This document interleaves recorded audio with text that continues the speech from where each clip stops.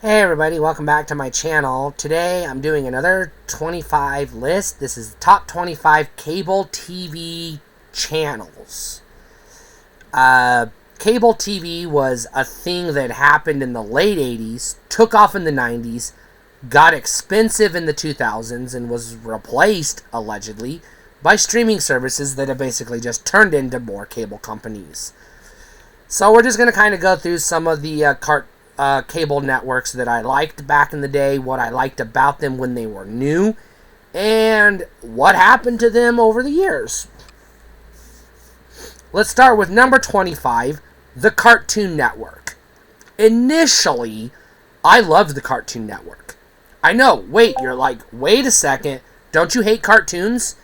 Yes and no, I've said this 1,000 times. I'm not a tremendous fan of cartoons, as in it's not my go-to medium, but I do enjoy several cartoons over the years, and one of the cartoons I do enjoy is the Hanna-Barbera stuff. As much as I don't particularly care for, a lot of the toy commercials of the 80s and the weird shit they were doing in the 90s, I did like a lot of the Hanna-Barbera and early Warner Brothers stuff, like the Looney Tunes stuff. And that's what Cartoon Network was initially. It was just Warner Brothers and Hanna-Barbera all day long. Yeah, there were a lot of shows on Cartoon Network I didn't care for. Like Johnny Quest and, that kind of stuff. Wacky Races, etc. But they did occasionally throw me a Scooby-Doo, Where Are You? Or the 13 Ghosts of Scooby-Doo, or whatever. And I was like, alright, this is fun. I could tune into Cartoon Network from time to time when I was bored and find something to watch. You'll notice this is number 25 on the list. There you go. Yeah, it wasn't my go-to, but, I could enjoy it. Over the years, Cartoon Network would try to mimic or compete with Nickelodeon, who have already done a video on the Nicktoons. They were definitely a product of the 90s. And so Cartoon Network took a nosedive in quality, in my opinion, and I lost interest. Today, even if I had cable, I wouldn't even bother with it. Number 21 is VH1. Now, back in the late 80s, when MTV ruled the world, VH1 was sort of billed as the MTV for your parents, is what it was billed as. Because that's pretty much what it was. MTV was showing the rock and pop and bubblegum videos you wanted to see as a kid or a teenager, and VH1 was showing, like, the Peter Gabriel and, like the more, I don't even know what the fuck they were showing, the more adult music videos. Like Genesis and Huey Lewis in the News and shit like that, that as a kid or a teenager I wasn't that into, that I would later grow to appreciate later on in life as an adult. However, there was this weird movement in the 90s, sort of the leftovers of the 70s and 80s satanic panic, where MTV was billed as of the devil. And so a lot of cable companies dropped it at the request of family groups that were like, get that shit off of our cable program. I do not want my kids watching MTV. Even though you could always just change the channel, or, I don't know, be a parent and watch what your kids were watching. No, never mind. We don't do that in America. So VH1 kind of morphed into the other MTV. It sort of morphed into the not MTV.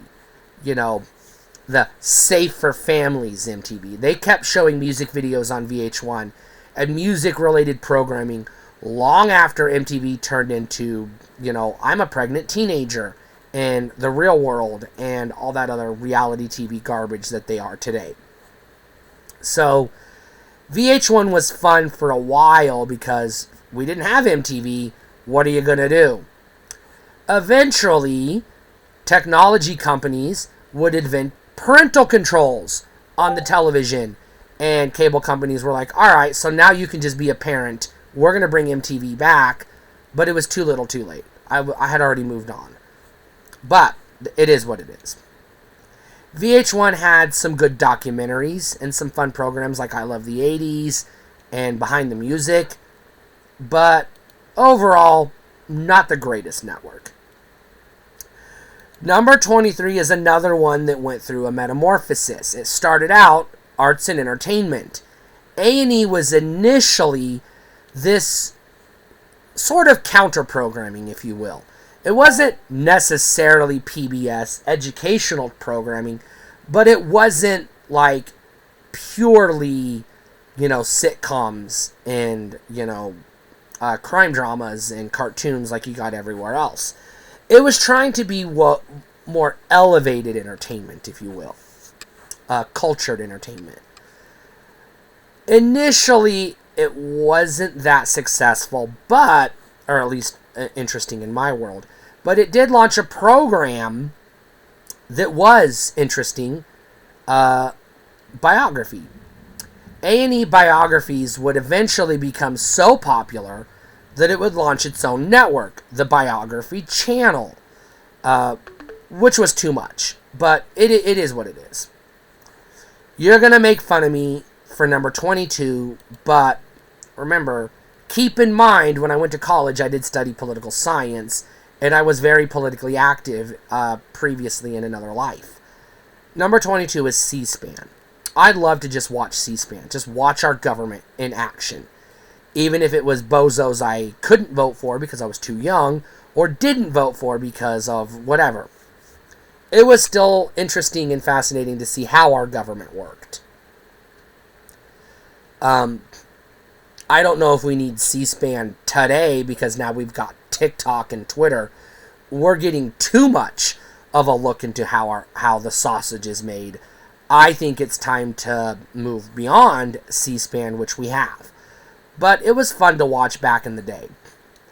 This brings me to number 21, which again, I was student council president in high school. I was very active in the community, well known, well respected, would eventually become a journalist, a government news reporter. So I was very fascinated by this stuff. As a sidebar to government, I also became fascinated with business and how business functioned. And so I got very into the Bloomberg network. Bloomberg was a channel that was like business talk and news and analysis. Around the time as CNBC, but I would argue they did it better, at least initially. Again, they would outlive their usefulness and be replaced by, again, Twitter and YouTube, but they served a purpose once upon a time. Number 20, The Family Channel. Now, this channel has a history I'm not going to get into. But when it was just The Family Channel, they had some interesting programs. Some kids programs I was kind of into at the time. Now, as the years went on, different companies would try to buy The Family Channel, but they always had to do so with the caveat that they couldn't get rid of the 700 Club. So that was a stain on their mark, on their record, pretty much their entire existence. As a result, eventually, because of constant revolving door of new ownership and new product line or catalog programming, and just constantly having no direction, eventually the Family Channel went the way of the dinosaur, and it morphed into, I don't know what Freeform or something like that. But it's not today what it was. Number 19 is another one that started out with good intentions. Advertisers meddled, and it turned into 24 hours of bullshit reality TV. You're going to hear me say that a lot in this list. It was the Learning Channel, which was initially a response to the Discovery Channel. It was in PBS, which was the catalyst for the Discovery Channel in the first place. However, as time would progress, TLC stopped being the Learning Channel and it just became TLC, the same way MTV stopped being music television and just became the three letters MTV. And like MTV, it took a similar path. It just basically became a dumping ground for bullshit reality programming I have no interest in. But initially, it had some fun documentary-style stuff and good educational entertainment. Not these days. Number 18, the Science Channel. You could more or less copy and paste what I just said about TLC, except the Science Channel is still kind of trying to be science. Number 17 is one of the OG cable networks, ESPN. I don't know what the letters stand for, or if they ever did stand for anything, I don't know. But ESPN is 24 hours of sports. Now, you gotta remember, I grew up in a world where I was not a fan of sports, but it was on all goddamn day. On the weekends, it was Saturday morning cartoons, then you had the news at noon, and then it was fucking sports the rest of the weekend. So, it was unfucking avoidable. However, ESPN interested me marginally once I became an adult. Kind of as I was becoming fascinated with broadcasting in general and just loving the variety of television networks we were getting at the time. But also, I was working late nights at a hotel desk. We were only allowed to put ESPN on. It was the only channel we were allowed to watch. So I got to watch a lot of their, cold pizza and their newscasts and stuff like that. And then when I became a journalist and actually got to cover news, sports news, and got to meet athletes and write about it, I sort of developed a little bit more of an appreciation for sports. ESPN served a purpose that, unlike all these other networks I'm going to talk about, is more or less still doing the same thing they've always done. It's the one channel that didn't get ripped apart by advertisers, because the advertisers were like, hey, people are watching your channel. They're always going to watch your channel. We want to be on it. It wasn't, hey, nobody's watching your channel, but they would if you ran this programming. So ESPN actually had the upper hand in this regard. Kudos to them. Number 16, Turner Network Television, which again today is just reduced down to the letters TNT. TNT initially was just another superstation. It was identical to TBS in every way. And it was the same company, so it was basically the same shit. Initially, it was just more reruns of other programs.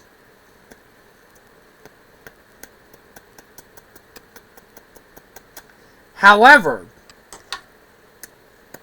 as more cable companies came on the scene and they had more competition, they had to differentiate themselves. So TNT took a hard right into the drama field and became all about drama programming, which would eventually add sports, live sports. They always had live sports, but they would promote their live sports as part of their drama programming, the drama of live sports. And TBS took a hard left into comedy and basically became a dumping ground for sitcoms and sitcom reruns. TNT is another one that has more or less existed in its entirety unscathed by the push and pull of reality programming. They've been able to get by on their laurels as a drama-focused programming network. I would argue they're doing better at it what they do than TBS is at what they do, because TBS is just a revolving door of introducing this new show that just got canceled yesterday, and repeat that ad nauseum. 14, another one that you might not recognize in the 90s if you watch it today. American Movie Classics. Now you're scratching your head. What the fuck is that? That's not a cable network today. Yeah, it is. Only it's not American Movie Classics anymore. It's just AMC today.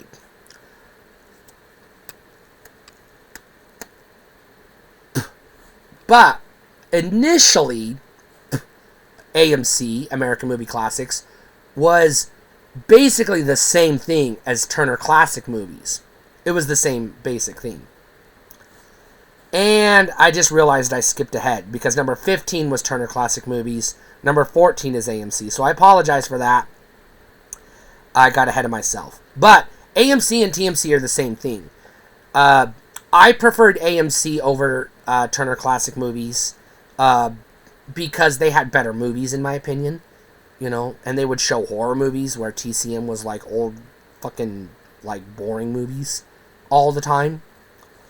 But now, to mention, to be fair, number 15 was Turner Classic Movies. There's still Turner Classic Movies today. However, AMC is the Walking Dead network today, and that's literally all it is. So they made a shift somewhere. I can't really pinpoint where they abandoned showing classic American movies and just became the Walking Dead network. Number 13 is the History Channel. This is another one that started out with well intentions. It started out with a lot of documentaries. At the time, heavily focused on World War II. They would occasionally throw a serial killer documentary or some kind of, Civil War documentary, but it was pretty much the World War II channel for the longest fucking time. If you're not aware of this, Americans are obsessed to an unhealthy degree with World War II. Because it's the one war where we can kind of claim we were the heroes, even though we weren't the good guys. We kind of were the heroes, even though that's oversimplifying what really happened. But we have an unhealthy obsession with World War II. Because, the good old days, etc. Eventually, the History Channel would likewise, as I said before, become beholden to advertisers and basically morph into reality programming channel number 37. They're all the same thing now. Number 12, the Discovery Channel. Now, they would also get beholden by reality programs, but their reality shows at least still kind of have, thematically, are relevant to the Discovery Channel programming. And they do still do Shark Week every year. So, they're kind of limping along. Number 11 is Starz. Starz was the first paid movie premium extra bonus channel my parents actually paid for. They wouldn't pay for HBO or Cinemax or Showtime. They would pay for Starz. Now, the reason was because back in the day, when they started, Starz was actually not Starz. Starz was actually Encore 8. So the way it worked is you signed up for Encore, you got the entire Encore package. And I don't remember what 1 through 7 were. There was Encore Westerns, Encore Children's, Encore Musicals, Encore Comedy, etc. Each one had a theme. Starz, Encore 8, was blockbusters. Hit movies is what it was. Eventually, and I'll go ahead and spoil the list, Encore is not on this list. But eventually, Starz as a company, or whoever owns the company, would either do away with the Encore networks or rebrand them as Starz family networks. But Starz is the only one that lives on today. I do believe the Encore network is gone. The whole family of networks. They're either gone or they're a part of Starz now. What I like about Starz is they do go after blockbusters. They do go after the big hits, but they don't go after the same ones that HBO and Showtime goes after. They're not going after the A-list movies. They're going after the B and C-list movies that are still fun to watch. But, they're competitive. And like the other networks, premium networks, they do have their own run of original programming, which are hit or miss. Just above Starz, just a notch above Starz, is Cinemax. I was a teenager once. My parents did not pay for the adult channels, so Cinemax was our alternative. Let's move on. Number 9 is Showtime. I put Showtime on the list because they actually made an effort to be competitive with HBO back in the day. And when you got that free preview of Showtime once a year, however often it was, that was the dopest shit. You got the VCR and the blank tapes ready, and you were good to go. Time to record some movies. Number 8 is Nickelodeon. I grew up in the era where Nickelodeon was basically brand new. It was still finding its footing, it stumbled into all that and the Nicktoons around the same time, launched Snick, which was just what I was asking for at that age, and was like the biggest part of my childhood for the longest time. Eventually, Nickelodeon would, would put more of an emphasis on animated programs and less like, Disney Channel type programs. And they would also expand into a whole family of networks, but they're still kicking around. They're still okay. If I had cable, I'd pop into Nickelodeon from time to time to see what they were up to. Number 7 is HBO. HBO is the king of all premium movie channels. It was the first, it was the best, and it still is the best, in my opinion. Partially because they got Warner Brothers money behind them, which means they actually get the best movies as a premium movie channel. Stars and Showtime are fighting for the leftovers that HBO doesn't bother with. Of course, it's all on Netflix now, so what are you going to do? But anyways, we're just talking about when cable was still a thing. If you went to a friend's house and they had HBO, that was literally a reason to stay, to be friends with that kid.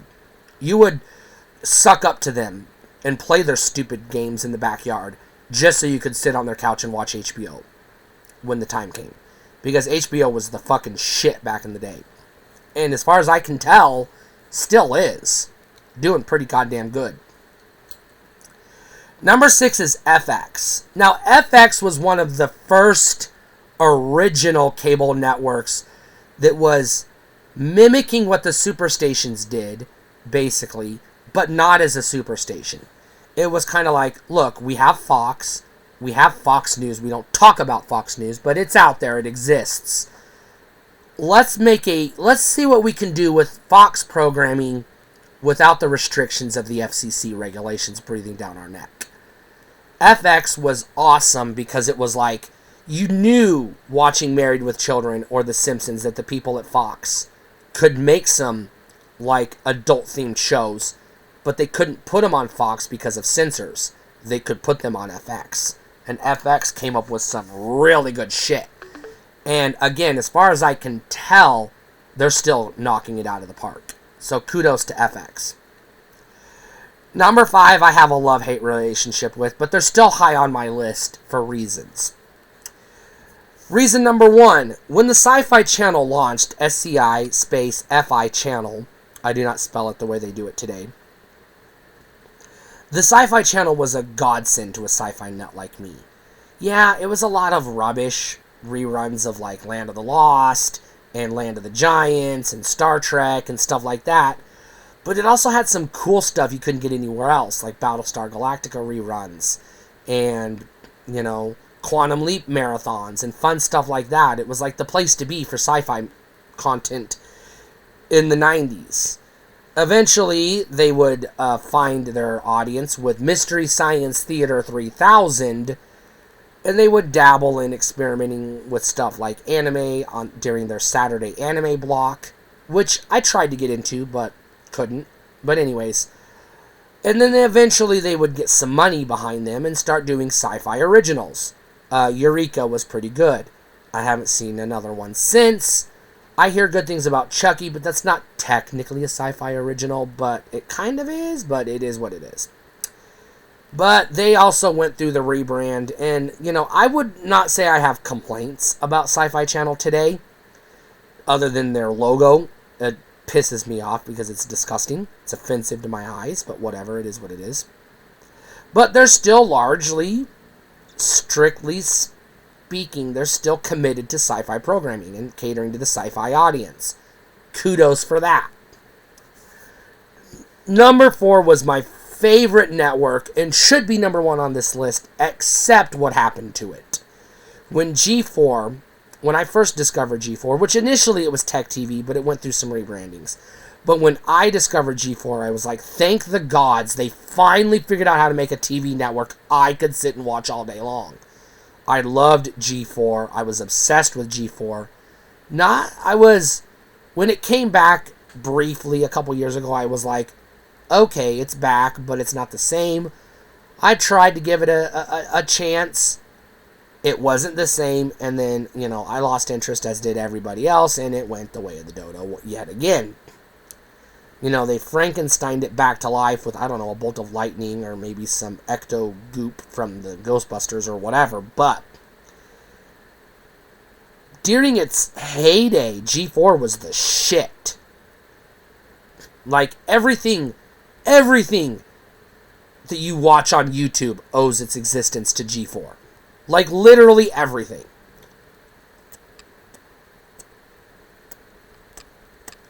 I fucking miss G4 from back in the day. I wish there was a way to either bring it back to life or just, like, recreate it on YouTube or something. Although, basically, YouTube has supplanted it, and most of what you're finding on YouTube that does what G4 did, does it better. So, YouTube has replaced G4 in my world. Number 3 is MTV. High on the list because I remember it from the 80s when I was a kid, loving it. And it was kind of like the Forbidden Network. When I was a teenager, it was like you're not supposed to watch it, but I did. And all the bullshit aside, MTV gave me Daria, and that alone deserves this spot on this list because Daria is a gift from the gods. I still watch Daria to this day.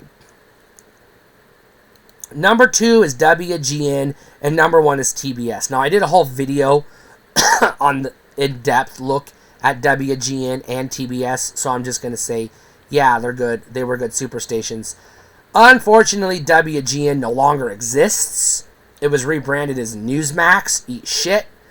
And TBS is sort of still out there, but it's basically Friends reruns and a revolving door of shows that are going to get canceled in 6 months. If they even make it to 6 months.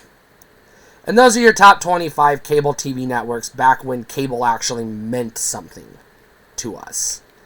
If your network didn't make the list, I probably didn't watch it, or it was bullshit like Comedy Central, which, like, goddamn it, you all know I'm not a big fan of comedy to begin with, and definitely none of the shit that they ever ran. So these are the good ones. This was the cable TV I was watching back in the day, and have a lot of fond memories of. Stay cool.